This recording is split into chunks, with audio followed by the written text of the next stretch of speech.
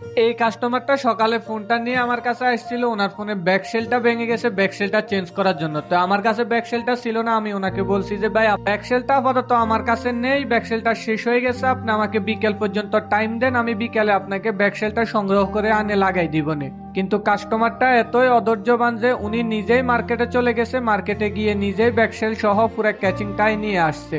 আমার কাছে যখন আসছিল আমি মাত্র 300 টাকা বলে ওনাকে বললাম যে ভাই 300 টাকা খরচ হবে, আপনার ব্যাকসেলটা আমি চেঞ্জ করে দিতে পারবো, বাট আমার কাছে এখন নাই, আপনি আমাকে বিকেল পর্যন্ত একটু টাইম দেন। কিন্তু ওনার টাইম হবে না, ওনার এখনই দরকার।